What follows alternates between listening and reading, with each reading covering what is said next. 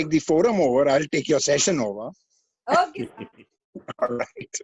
So, good evening, ladies and gentlemen. What a pleasure. Thank you for giving such a nice introduction. And it is my pleasure to be here. Whilst I must say that when it would have been pleasurable to be personally out there, and times are different. All within the span of last 15 days, we are experiencing a totally different world, which neither you nor I had. If I were to meet you 15 days before today, if I would have asked you, can you imagine that we are all going to be operating from home for the next 1 month or so, and that we are going to be working on Zoom, and I'm going to be taking a session with you guys on Zoom? I think more life is a different world, different context we find ourselves in. Whilst it is my pleasure to share whatever little I understand about, I have in my 4 decades of career handled one too many adversities and setbacks, and I have seen one too many leaders leading organizations in these kind of eventualities. And I will share with you, based on my research, based on the work done, based on my personal hands-on experiences in large organizations, as to what really are the requirements of leadership when it really comes to managing these kind of adversity. So the title and the theme that we are going to talk about today is leadership traits and adversity moments like the kinds we are facing. Uh, Let me begin by quoting this very beautiful quote from William Shakespeare, which says that sweet are the uses of adversity, which, like the toad, ugly and venomous, wears yet a precious jewel in his head. Now, this is what Shakespeare had said. And you know what toad is? Toad is generally a frog. Frog is supposed to be a very, very ugly thing. And each one of us, I'm sure, have seen frogs. Frogs are not really all that very attractive, but they are supposed to be wearing a certain orange-colored glittering crown. And that crown is so attractive that people really want to look at the frog from that crown perspective. And therefore, adversity in its reality is something which brings in a lot of setbacks, which brings in a lot of changes, which brings in a lot of pain, moving away from patterns which we are not used to. And yet there is this little hidden jewel which makes you believe that at the end of it, there is still a great new world that you will get to experience. And that exactly is what makes adversity also a great opportunity, because whilst it may create temporary situations for you, what really you need to look forward is the new world and the new wave that emerges, which is going to give you exponential opportunities of the future. And therefore, adversity bad for the short run, but actually without destruction, there cannot be any creation, and therefore it's a positive way of looking at it. I'm going to be making this presentation over to make it comfortable for you guys. I've got around 15 or 16 of my doodles which are out there, and the idea of the doodle is to be able to pictorially communicate to you what I'm saying. So whilst I'm trying to be explaining this to you, the doodles will give you a pictorial graphic support to the whole thing. So would you come down to the first slide rather than this one, the next one? Yeah, please. Thank you so much. We live in a very grave world. You know, we have been talking about VUCA world, and I will take you through the next graphic as to what is the difference between the two situations. But the reality of the situation is that we are living in times which are grave times, and grave from an anagram perspective stands for G is Gordian, and I will explain each one of that to you. R is ruptured, A is abstrusive, V is vulnerable, and E is enigmatic. And let me explain to you why am I saying that we are living in this kind of a world. We are living in a Gordian world, and if you look at the English etymology, the word Gordian really means a complicated knot. So when sailors tie a Gordian knot, it is such a complicated knot that it cannot be opened out very easily. In fact, in the good old days when kings used to capture the other enemies and used to take prisoners, or sometimes make the kings of the opposite side prisoners, the knots with which and the ropes with which they would be tied to walk through the cities and villages of the captured area, they would be tied under what is called the Gordian knot. And one such Gordian knot which was tied was so complicated tree, took out his sword and said, I'm not going to unlock it. I'm going to just cut it off. And therefore, no one could unlock it. He went and just cut it off so that, he could move on with it. We are living in such a complicated period of time because factors which you could never associate with, things that you could never imagine could have impact on each other, are all now so complicated in each other that it has become a very complicated and a Gordian challenge for us to understand and unlock the challenge. We are also living in a very ruptured world. And when we talk about ruptured world, what is ruptured? Ruptured, the simpler word to ruptured is fractured. So something which is very normal and smooth, which when you fall, ruptures and creates a fracture, divides it into different parts, and therefore you are not able to operate out of it when it is ruptured. And therefore the world that we are living in is today, if you really look at it, is ruptured on many fronts. It is ruptured on economic fronts. It is ruptured on the power front. It is ruptured on the social front, on the ideological front, on the religious front. And we also don't know which is this one factor, because consolidatedly, all of these factors work together to create the kind of grave environment in which we are existing. So the environment is not grave. The anagram is grave to tell you that this is the kind of situation that we are living in. A stands for abstruse. Now, abstruse means very difficult to understand, very complicated, very enigmatic, very muddy, broadening around dark points of time. And therefore, it is very obtrusive. Okay, no one really knows today, if you see that what is the cure. So that is very obtrusive, that you know possibly what the problem is, but you don't even know. These are problems over which the world was so unknown that they had not even thought of finding a solution to that problem. And therefore, it is abstruse. Each one of us is vulnerable because our vulnerabilities are now being shown out. We always thought that work from home was such a great fun and things like that. We failed to understand that work from home one day was fun, but we are not really set for that right now. There is a transitory readiness that we had to create that was not created, as a consequence of which the kind of work from home that we are trying to do right now is not really the work from home, and how do we manage ourselves for that. So each one of us has our vulnerabilities, and our vulnerabilities are kind of clear, and it is very enigmatic, it is very cryptic, it is very obscure. That's the kind of environment that we are existing in. And this environment today is creating concerns in 6 areas. So today, if you were to really go and talk to people, and from some of the work areas that we are operating in today, we talk to our clients and we are members of so many forums. When we are talking to people, and people who are operating from home and corporations don't know how to do it, there are physical challenges, there are emotional challenges, there are mental challenges, there are social challenges, there are spiritual challenges, and there are financial challenges. So this entire grave situation that we were talking about is causing us concerns in all of these subsystems. And this has disturbed our equanimity. Each one of us is supposed to be in a state of balance. The entire balance seems to be disturbed. And that's what we want to talk about. So when this balance is disturbed, what do leaders need to do? And I'll take you through the 2 stages.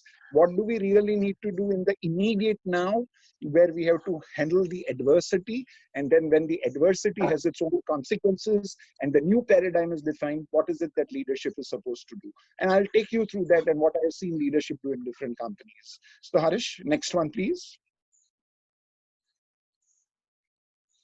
Harish, yeah. So this is what I was talking about, that when we are saying that we have lost the balance or we have lost the equanimity, that is because till now we have been very short focused. You see the dollar sign down there. It represents that our focus has only been to try and create value for the organization, to try and earn dollars and rupees for us in terms of profits. We have been extremely myopic and short-sighted in what we have been doing. We have lost our human purpose. We have forgotten that there is an existence of life, which is the people of the world who are the resources, and we have tried to be very lost our human focus on that. We have miscalculated the global impact of our actions. We did not realize, if I would have ever had a discussion with my father and told him that some place called Yang in China did not take care, as a consequence of which today we are sitting at home and operating from our homes instead of offices in India, he could not have even understood the global linkage between. How are the two linked, by the way? But we have totally miscalculated, therefore, the global impact of things. We have been fairly and greatly enjoying the advantages of global linkages, but we have never realized that they could have a negative impact also. Uh, we have also been ecologically very negligent. We have been economically very smart, as we think we are creating value, but our economic smartness has come at the cost of our ecological setbacks. We have been ecologically dumb and negligent, as a consequence of which we have not taken care of our planet. We have just been unmindful of our reserves, of our resources. Sorry, someone's talking and I'm getting disturbed. We have been very unmindful of the ecological treasures that we have got in our life, as a consequence of which we are suffering what we are suffering. We have been collectively connected, internet,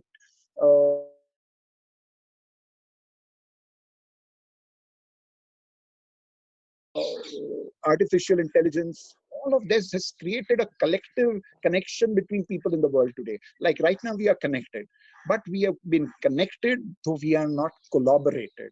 And that is it.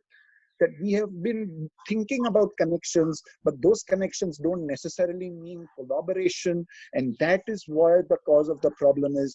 Otherwise, a particular country which was going through the kind of pandemic problem did not tell the world that they are suffering from it, as a consequence of which they're not having informed in time for whatever intention, possibly not necessarily malicious, but that has caused the world to go through a grave situation right now.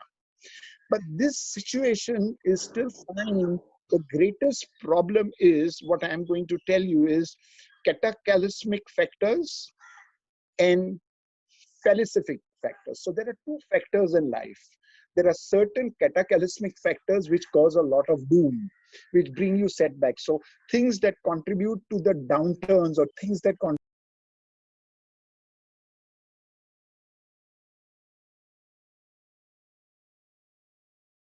Fortunately, what has happened is, cataclysmic factors which contribute to your setback are presumed to be felicific factors which bring you happiness. So the same factors which are actually contributing to our to our setbacks, we have started believing that they are the factors which are causing us happiness, and that confusion is going to lead us through a path which is not really going to be the path we need to understand. So the first of all is, we need to be clear in our minds what is going to cause us happiness, what is going to give us sadness, and not mix up the factors, so that you will pursue the right factors and shun the wrong factors from what the reality of our existence is. Harish, can you move it to the next slide, please? Now, one thing I find is, and when we talk to our customers, clients, etc., they don't understand the difference between setback and adversity. They don't really understand. They think it is the same. All right. And I'm going to take 2 minutes of time to try and explain to you what is the difference between setback and adversity. Now, the first chart which you see is a chart which indicates that the business is going up and down and up and down. And after every few moments, you will see a certain downslide coming, and then they move upwards. Those are setbacks where one or two factors are causing the problem. For a short while, business is able to take care of that situation, maybe find substitutes, maybe find another way of doing it, and again climbs back. Again, it moves on again after some time. So you see those two kids who are swimming back to the original heights after taking a dip. Those are setbacks. Setbacks are short term. They hit the strategy, because the shortcome of factors may hit the strategy. Your strategy will get a setback for a short while. You will re-strategize it, and then you come back to the same state of original situation. Don't please move to the next slide. Go to the original slide. Harish, go to the original slide. Okay, I'm on that slide only. All right. So it hinders the strategy. It has focus only onto the balance sheet of the organization. It may cause a problem with the customers. It will cause you a customer appeal.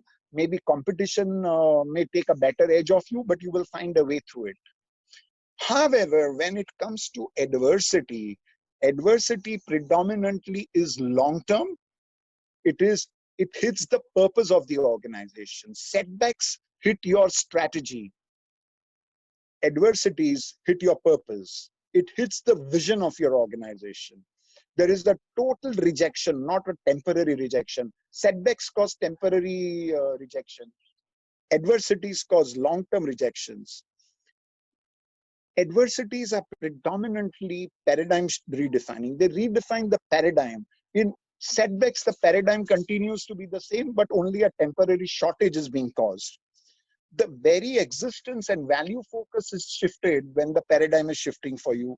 And therefore, redefining value and collaboration through the networks is very, very critical if you are to face a adversity situation. Very clearly and without explanation, I don't think I want to ask a rhetoric question by asking this group, what do you feel? Are we suffering a setback, or are we going through a moment of adversity?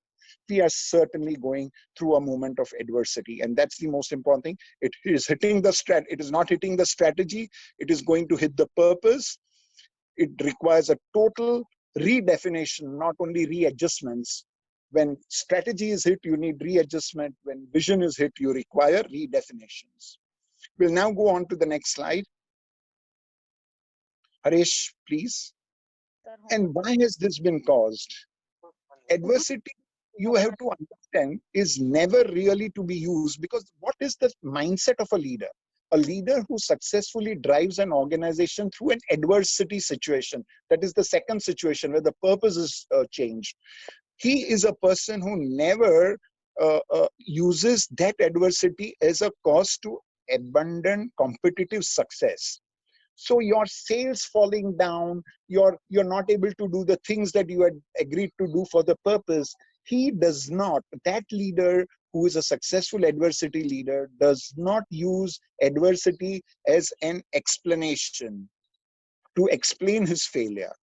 Adversity is a reality, and a good leader is always mindful, is always ready that eventualities will happen, which is why you do what is called the BCCP, which is business contingency and continuity planning every year, to foresee at least 12 months ahead of time as to what are the contingencies that could hit you, because adversity is a reality and is not a reason to invite sloppy leadership. Your sloppiness in the leadership at this point of time cannot be explained away by saying what to do when adversity hit us. We didn't know. A good, successful leader is always ready. A poor leader is a leader sitting in the position who's not ready. And therefore, you have to therefore be in a state of readiness. Good adversity leaders are always wanting to learn new things. Unfortunately, the other leaders do not really believe they need to learn. There are so many people who are trying to learn how to operate on Zoom for the first time. And we are telling them Zoom, so they are saying that there is some television channel called Zoom. How is that connected? And I have to tell them, no, it is not that television channel called Zoom. There is an application, there is a meeting. So there are leaders who are sitting in leadership positions. They are leaders of the old time, old paradigms, who have not realized that learning is critical to continue succeeding in the future, and they are in that kind of situation. So successful leaders who have been universities learn to see patterns in chaos, and they are masters of ambiguity, because things are not going to be clear. There is no leader who's sitting in the world today who says, I'm very clear where it is going, because no one really knows how it is going to be clear. But there are certain patterns, and from that patterns, you have to start reading what the market could look like. For all you know, it's like a betting game. You see the signals and you try and work on your signals, and you believe that those signals are something that has made a story or a theme, and you work on it. Well, sometimes you succeed and sometimes you fail, but you have got to be agile enough that when you're working on those signals in the market, if it is not working, you need to be nimble-toed to be able to change the situation whilst you're running. You don't have time every time to keep waiting. So you should have that ability to make those nimble and quick decisions at a very short pace of time. And certainly a high sense of resilience, because if you are committed to the purpose, you're going to fall. because in this ambiguous situation, no one really knows what is the right way or what is the wrong way. Given that situation, naturally you will take a decision and you may fall and you may fail and you may falter. But just because you fall some 2 occasions, 3 occasions, or 4 occasions does not stop you from getting up again, because one of the critical symptoms of good adversity leaders are they have a very high degree of resilience. They have this unique ability to keep falling and rising up, keep falling and rising up, because they are committed to the purpose. So that's the first of all mindset. And we will come to the other things, but I'm just talking, what kind of mindset do you see good adversity leaders having? Arish, next one, please. This is a doodle that I've created actually for this meeting only and for you guys so that I can explain the situation. Of course, look at the doodle for 1 minute. You will see people who are walking on the green patch, and that's a existing steady state paradigm. It's a very continuous paradigm situation. They are experiencing small dips. You will see that the green is not very normal. There are some small dips, and which are the kind of VUCA dips we see. We say that times are volatile, times are uncertain, times are complex, times are ambiguous. You will see these kind of dips, and they are walking on that dip. Now, you will suddenly see that as they are walking on the green patch, they are facing adversity which is sudden. Adversity does not come with some big announcements that tomorrow morning I'm going to strike you. Adversity comes unannounced, and therefore you will see a sudden dip of adversity.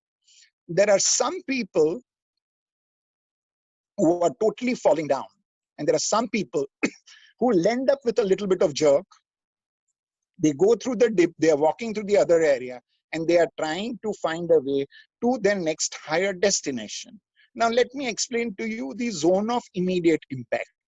Zone of immediate impact in an adversity situation is that situation which immediately the kind of economic loss, the kind of social loss, the kind of domestic problems that you will have, the kind of business losses you will have, the kind of loss of customers that will happen to you in the immediate situation when you are trying to understand and actually sliding down the hill of adversity.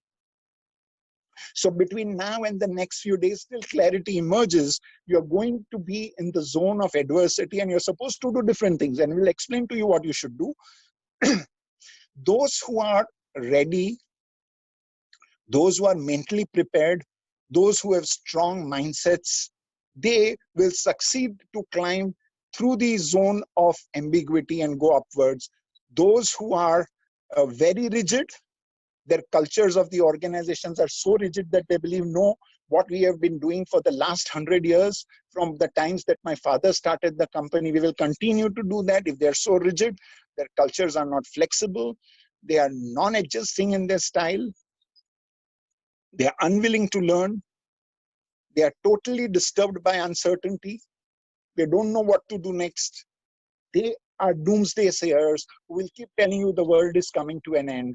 We have no light forward. We are totally depressed. And people with those kind of mindsets, and some of you by now must have experienced, because when we were handling these challenging situations in companies like Coca-Cola and all, where we had the pesticide issue which has suddenly hit us, we find that leaders, suddenly you will realize to see a totally different characteristic in their behavior than what you really believed they were when you were talking to them in normal times. So leaders who are talking big like paper tigers don't necessarily show their strength in moments of adversity. Adversity is a real-time situation, and you require strong leaders who reflect different behaviors. Now, therefore, the successful guys with the positive mindsets, the brave hearts, who have tenacity, who are backed by passion to succeed, and who have a desire to learn the new things, are the ones who will succeed. And they will go through the grave environment which you see, which is the zone of ambiguity, because when they are walking through the rubble, it's a zone of ambiguity. No one really knows what up is going to look like, because what the up will look like, you will come to know only when you have gone up. When you are walking through the gravel, you will not know what up is going to look like.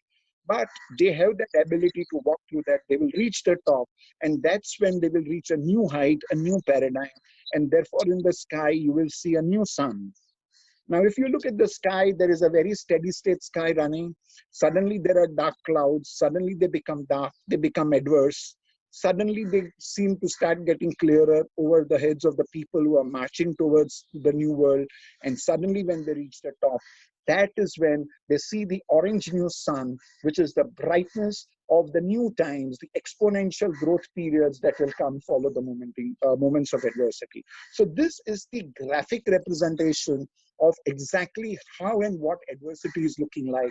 I'm going to leave it to you to decide in terms of its parallel exponential ideas and thoughts that may come to you at this point of time as you take your current situation and compare it to the graphic. Let's move to the next slide. So now we are in that moment of adversity. Adversity has hit, as we showed you in the graph. It is that sudden dip that you have got immediately hit by adversity. There are a few things that good, effective leaders are supposed to do in this particular phase. All right. This is not a phase to pontificate that what we should do for what in the future, what will be like. Okay, whatever is going to be the future, we will see that. Currently, what do you need to do? Okay. So number one is we expect that leaders at this point of time reach out for reassurances. People who are working from home, just because you cannot see them, don't believe that they are in safe home conditions, and therefore if they are working and they are present on work from home kind of laptops and attending some meetings, everything is hunky-dory for them. So reach out. Your first important job is to reach out and reassure them, give them that element of confidence that you are there, because working from home has a tremendous ability to create alienation. And your job at this point of time is to not make people believe that they are alienated. For all you know, it is 14th April. For all you know, it may be more than that. But therefore, do not allow that alienation to creep into your people. And therefore, your role is to be continuously in a stage of contact. Even if nothing else, a good morning, how are you doing? Can we help you? Let me know. This is my number, whatever it is. That kind of reassurance.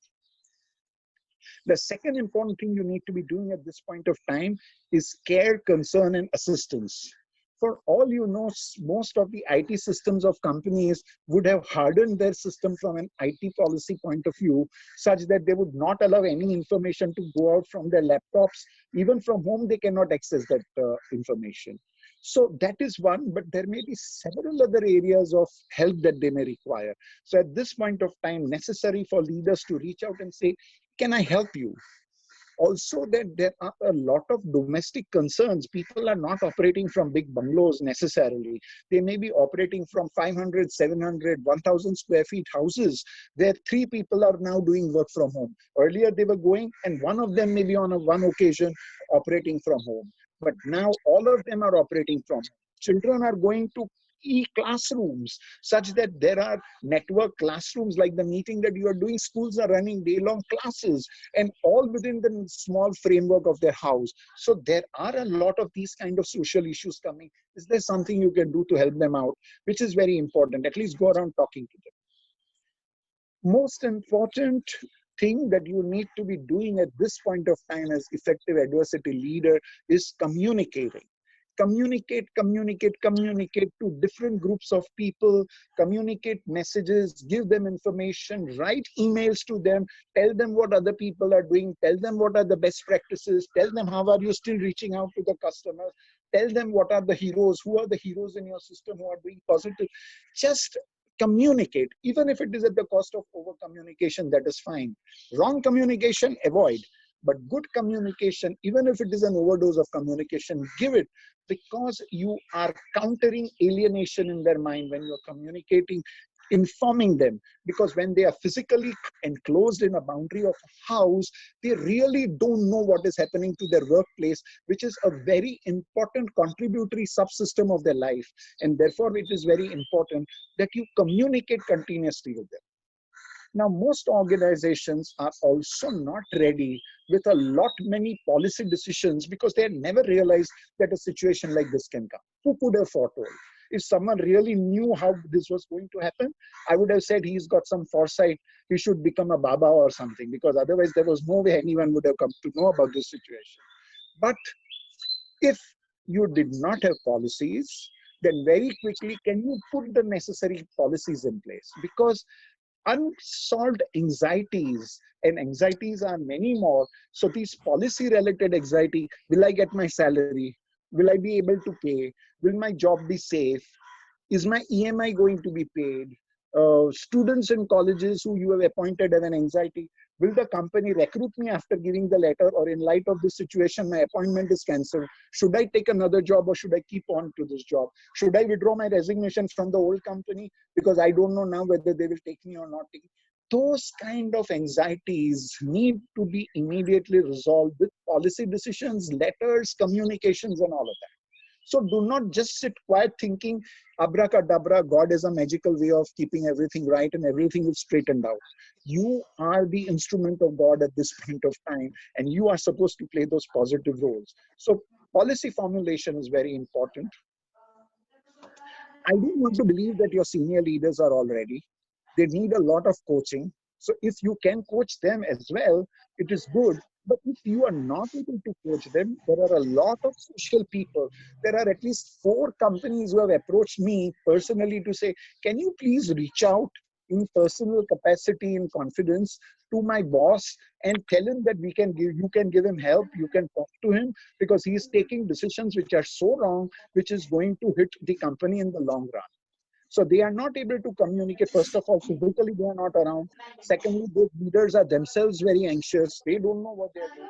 As a consequence of which, they may require help also. So what is it that you're doing about that coaching?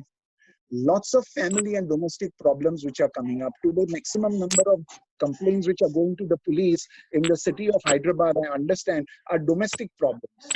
Over and above the COVID problem, domestic complaints have gone up. So there are these concerns which are coming up. Can you do some counseling around there? And what is more important is, how are you going to regroup on 14th April? What is going to happen? How are you going? Do you want everyone to come suddenly, all fine morning on 14th or 15th of April? Do you want everyone to come? How will you regroup?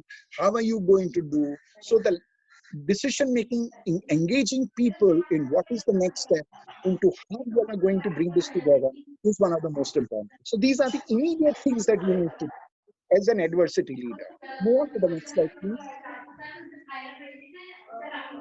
Move on to the next slide, Harish.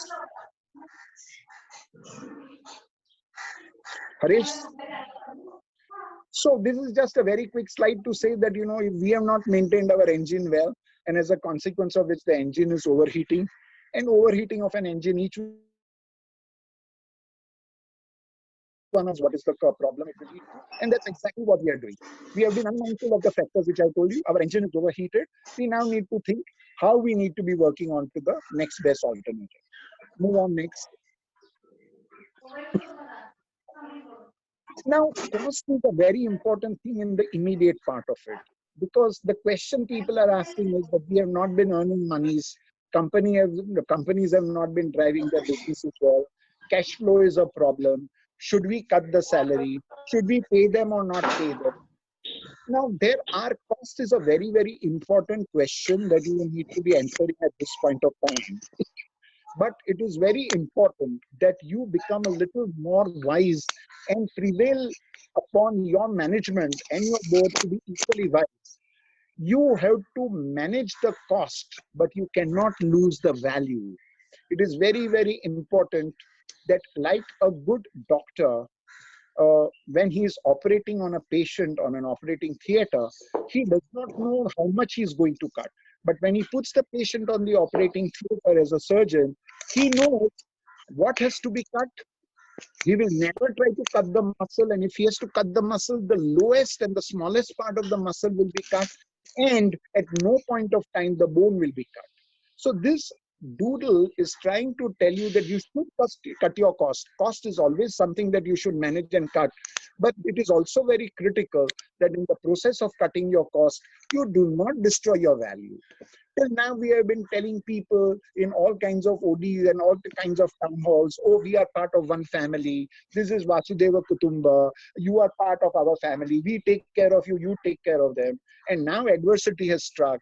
They are going to look at it from, is the family behaving like a family? Or on a rainy day when there is flood, they have taken their food home and now they are not bothered about whether we are going to eat or not.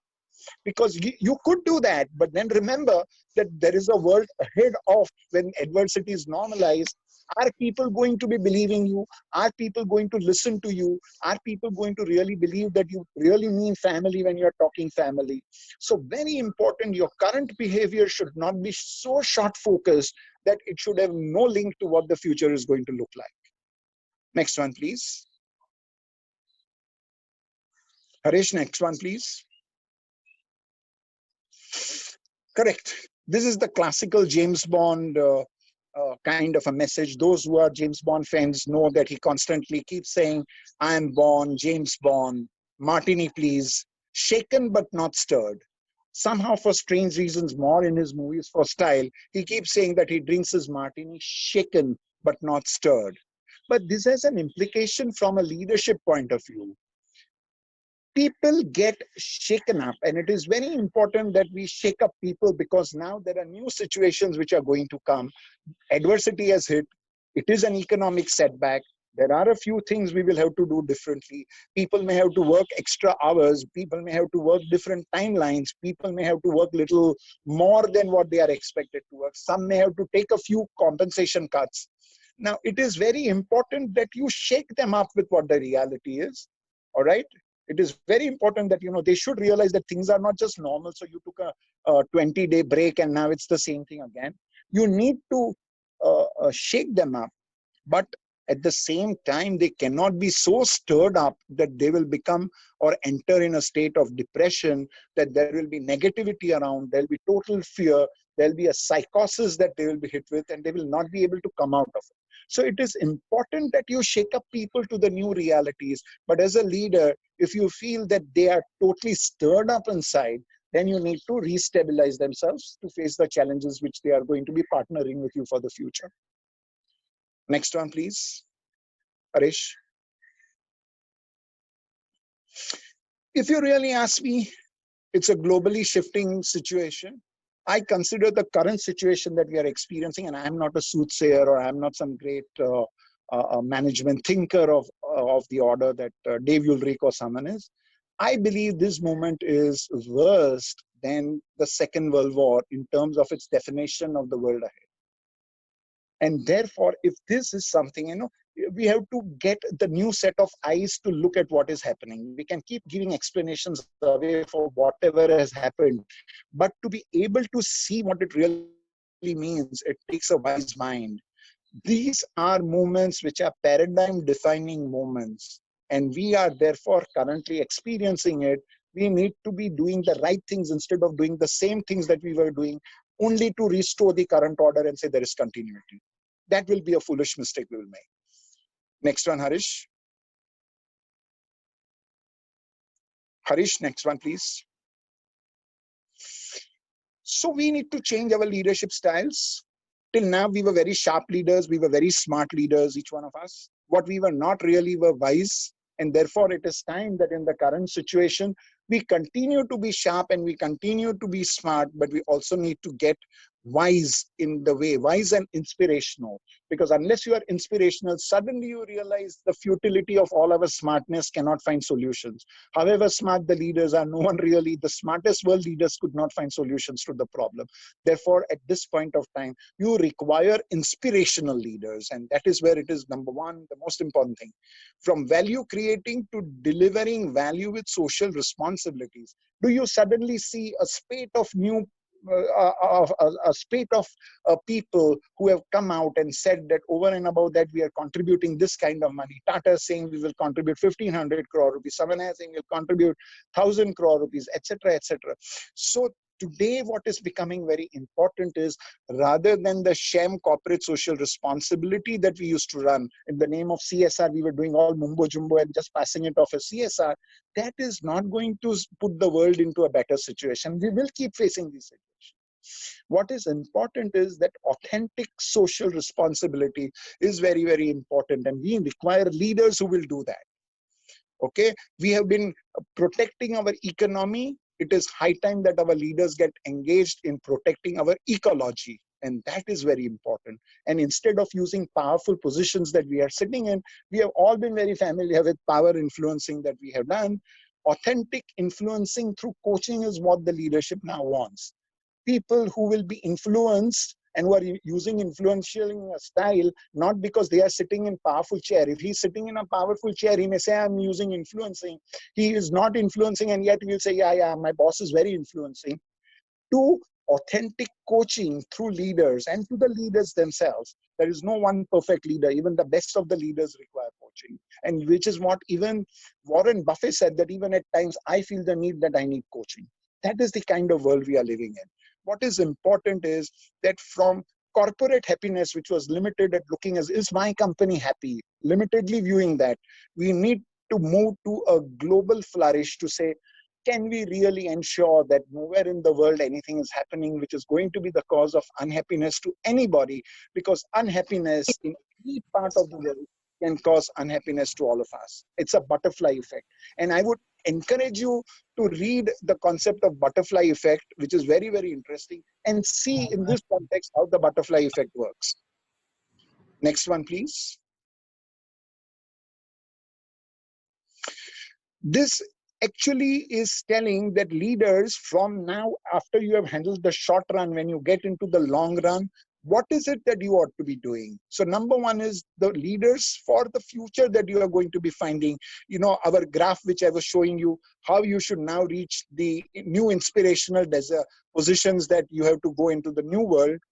You have to learn to make haste slowly. Now, how do you make haste slowly? So agility is very important, but don't mistake agility to be speed. There is a difference between agility and speed. Speed is critical. Watching your clock, absolutely necessary. It is important first to think about all this, then stupidly rush into it. So instead of rushing into it, very quickly you need to engage in thinking seriously about it and then taking the decision. So given an adverse situation that you are facing, like the situation we are talking about, effective leaders first rush to buy their thinking hat, and then they invest in buying their track suits through which they can wear and run. Symbolically, it says first do some thinking which is necessary. Don't rush into it, because in the name of agility or how fast you were at taking decisions, you may end up taking decisions which are counterproductive and will cause you a greater problem, which is not what you want. As a leader, after you handle the current situation, you need, as an effective adversity leader, you need to start making haste slowly. That is important. Next one, please. New set of leadership competencies are required. As I told you, that just because people were sitting in positions of power does not necessarily give them the right to be leaders in the new paradigm. For all you know, they may not have the skill sets. Most importantly, they may not have the mindsets. More importantly, they may not have the emotional equanimity. And fourthly, they do not have the technological knowledge nor the ability to manage the adversities and the black swan events which are going to keep coming. If you would have seen a doodle which I have published today, it says, in the changing world, the black swan events are going to be far more frequent than what we were used to. The white swans may become less and the black swans will become more. Therefore, you require leaders who know how to manage adversities, not just know how to manage and position them. Next one, please. Sorry, I'm mindful of the fact that time is running out and therefore I'm trying to hasten up. But if you have queries, do write in to me at any point of time. Culture is very, very important, and adversities are like cultural testing grounds. They give a stress test to your culture. Cultures which are rigid, cultures which are not ready, cultures which are very fixated to their ways of doing, which are far more not suitable than what they were suitable in the past paradigm. That culture needs to be changed. Otherwise, it will not let you walk on the gravel, which will lead you to the new heights of the new road. And therefore, it is necessary that the culture has to be flexible. You require HR managers who understand it, and more so, you require compensation managers who are able to link the reward and compensation programs to the new cultural behaviors which are required in the organization. That is important. Can you move to the next slide? I think some of these you will have to read at a point of time. I could be talking to you within limited space only to the extent I'm able to do. And knowledge transfer is becoming very important, because in the new world and the new paradigms, there are new skill sets required. There are new ways of working, new knowledge, new markets, new lifestyles, etc. But the old is not to be thrown away. You can't throw away the baby with the bathwater. Therefore, it is very necessary that whatever are the practices, the knowledge transference is effectively managed by your organization, such that the experiences and the knowledge of the past is passed on with the new learning and the new experiences and the new skill sets and competencies for the new world, as a consequence of which you have the two worlds, and therefore knowledge management systems become very important, and the learning department takes away a very important role from a learning perspective. How do you create that readiness in the organization? Next one, please. Next one, please. So therefore, if I was to make a summary of what I was talking, you'll have to go back, yeah. A summary of what I was talking, I would say, make haste slowly. Think about it before you move into action, but do move into action, don't get paralyzed. Reach out to your people in the current adversity situation. Communicate with them, as I told you, the things that you need to communicate with them. AILS is what immediately you need to do to help them in the immediate period. Adversity, immediate leadership systems. Immediately in the adversity system, what you should do. And then once that immediate situation is handled, what are you doing to pave the new way so that the further progress to the new destination is made in the organization. Now, it's a very lofty challenge that you have, because the new challenges, and already people would be scared in the given situation. Ab kaise hoga? Adversity hai, naukri hai ya nahi, dhanda kar payenge ya nahi, we have not made the numbers, we are going to lose out, therefore we may not exist, they will lock out, American companies go away. Those kind of questions will come to your mind. Will I be able to reach the new destinations? So the next slide tells you a very positive one, which Harsh will take you. Harsh.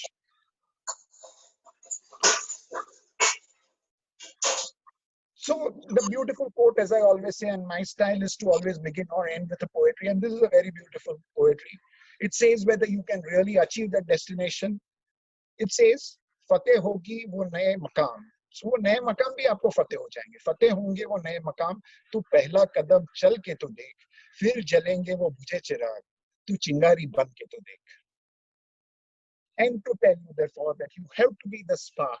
You will have to take the leadership upon yourself to lead the organization. Though you may not necessarily be the CEO, but you are an effective adversity leader. Be the chingari that will cause the fire.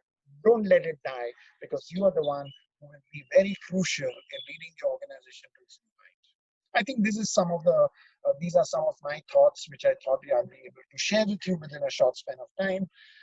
Harish, if there are questions, I would take them.